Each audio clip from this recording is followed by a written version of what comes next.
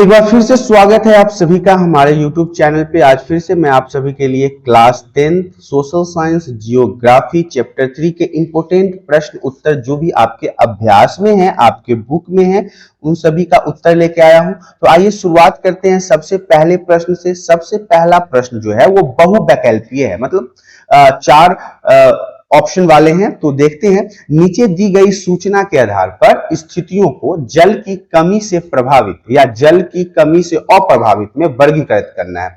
तो देखिए, जल की कमी से प्रभावित वाले को पहले देख लेते हैं। तो देखिए, इसमें क्या होता है, अधिक वर्षा और अधिक जनसंख्या वाले क्षेत्र को लिया जाता है। अधिक वर्षा वाले परंतु अत्यधिक प्रदूषित जल को भी लिया जाता है। ये जल की कमी से प्रभावित होने वाले जगह हैं। और जल की कमी से अप्रभावित, जो प्रभावित नहीं होते हैं, उनको देख लेते हैं। उसमें आएगा अधिक वर्षा वाले क्षेत्र और कम वर्षा वाले और कम जनसंख्या वाले क्षेत्र। तो ये पहले में आपको ख और ग आएगा और दूसरे में क और घ आएगा। आगे की प्रश्न की तरफ देखते हैं। निम्नलिखित में से कौन सा वक्तव्य बहुउद्देशीय नदी परियोजना के पक्ष में दिया गया है? तर्क नहीं दिया देता है। तो देखिए, यहाँ पे जो ग ऑप्शन है, बहुउद्देशीय परियोजनाओं के बृहत स्तर पर विस्थापन होता है और आजीविका खत्म होती है। तो ये हमारा दूसरा प्रश्न था। अब तीसरे प्रश्न की तरफ देखते हैं। यहां कुछ गलत वक्तव्य दिए गए हैं, कुछ गलतियां वक्तव्य मतलब लाइनें दी गई है। इसमें गलतियां पहचानें और दोबारा लिखें। तो पहला जो क कहता है, शहरों की बढ़ती संख्या, उसकी विशालता और सघन जनसंख्या तथा शहरी जीवन शैली ने जल संसाधनों का सही उपयोग करने में मदद किया। नहीं, उन्होंने क्या किया, सही उपयोग में बाधा डाला है। तो ये शहर में इतना ज्यादा पानी का उपयोग होता है या इतने ज्यादा पानी को प्रदूषित किया जाता है कि उसमें बहुत दिक्कतें आ रही है। दूसरा कह रहा है कि नदियों पर बांध बनाने और उनको नियंत्रित करने से उनका प्राकृतिक बहाव और तलछट बहाव प्रभावित नहीं होता। यह भी गलत होता है, प्रभाव पड़ता है, उनके प्रभाव इस पे बहुत बुरा पड़ता है। तीसरा है, गुजरात में साबरमती बेसिन में सूखे के दौरान शहरी क्षेत्रों में अत्यधिक जल आपूर्ति करने पर भी किसान नहीं भड़के। ये भी देखिए, किसान भड़क उठे थे। तो ऑप्शन ग को भी एक बार देख लीजिएगा कि गुजरात में साबरमती बेसिन में जब सूखा का दौरान शहरी क्षेत्रों में अधिक जल आपूर्ति करने पर किसान गुस्सा हो गए थे, किसान भड़क गए थे। घ कहता है, आज राजस्थान में इंदिरा गांधी नहर से उपलब्ध पेयजल के बावजूद छत वर्षा जल संग्रहण लोकप्रिय हो रहा है। तो देखिए, छत वर्षा जल संग्रहण जो कम होता जा रहा है, अब लोग नहीं करते हैं क्योंकि वहां पे अब वो इंदिरा गांधी नहर से उपलब्ध पेयजल सबको आसानी से मिल जाता है। तो ये था तीसरा प्रश्न। अब प्रश्न नंबर 2 की तरफ बढ़ते हैं। निम्नलिखित प्रश्नों के उत्तर लगभग आपको 30 शब्दों में देना है और व्याख्या करें कि जल किस प्रकार से नवीकरण योग्य संसाधन है। तो देखिए, धरातल का 3/4 भाग जल से घिरा हुआ है, ये हमने ऑलरेडी डिस्कस किया है। परंतु ताजे जल की मात्रा बहुत कम है, मतलब आप मीठे जल की बात भी कह सकते हैं, जो हम लोग पीने के योग में काम करते हैं। ताजा स्वच्छ जल मुख्यतः धरातल पर बहने तथा भौम जल से प्राप्त किया जाता है। इस जल की जल चक्र द्वारा पुनः पूर्ति हो रही है। इस प्रकार जल का नवीकरण होता है, इसलिए हम जल को नवीकरण संसाधन भी कहते हैं।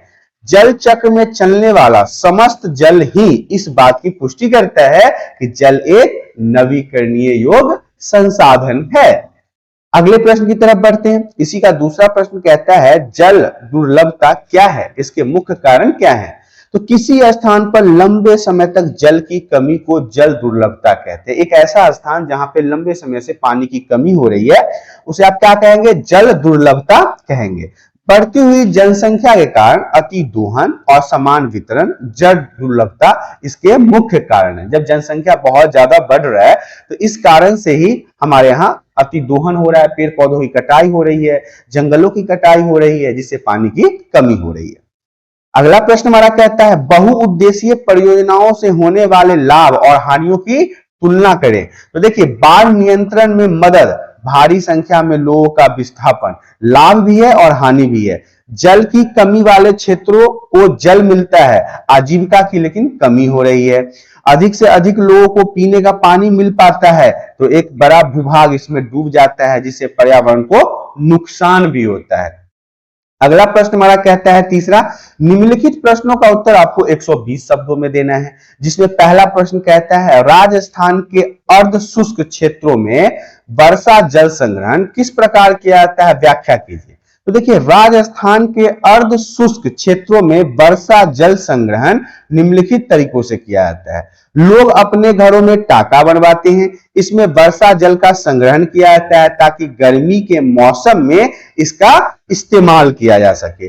कई जगहों पर आज भी पुरानी बावलियों को साफ रखा जाता है, इसमें वर्षा जल का संग्रहण किया जाता है ताकि गर्मी के मौसम में उसका उपयोग किया जा सके। तो यहां पे आप बता सकते हैं इस प्रकार से कि राजस्थान में कैसे वर्षा जल संग्रहण किया जाता है। अगला प्रश्न कहता है इसी का दूसरा कि परंपरागत वर्षा जल संग्रहण की पद्धतियों को आधुनिक काल में अपनाकर जल संरक्षण एवं भंडारण किस प्रकार किया जा रहा है। तो देखिए, आधुनिक काल में मतलब आज के समय में छत वर्षा जल संग्रहण काफी लोकप्रिय हो रहा है। छत की नलियों को जमीन पर या जमीन के नीचे रखे टंकी से जोड़ा जाता है, इससे वर्षा का जल नालियों द्वारा टंकियों में जमा हो जाता है। टंकी के जल को परिष्कृत करने के बाद इस्तेमाल किया जाता है। कुछ लोग टंकी के जल को जमीन में रिसने देते हैं ताकि भौम जल का नवीकरण हो सके। इस प्रकार से सालों भर में जल की उपलब्धता बनाए रखने में इससे हमें मदद मिलती है, हमें हेल्प प्राप्त हो। इस प्रकार से आपने देखा class 10 social science geography chapter 3 के जितने भी इंपॉर्टेंट प्रश्न उत्तर थे जो अभ्यास में से पूछे जाते हैं उन सभी को यहाँ पे बता दिया गया है। आशा करता हूँ जानकारी पसंद आई होगी। जानकारी पसंद आई है तो वीडियो को लाइक कर दें, चैनल में पहली बार आए हैं तो सब्सक्राइब कर लें ताकि इसी प्रकार के एजुकेशनल वीडियो आपको हमेशा प्राप्त होती रहे। आज के लिए इतना ही, धन्यवाद।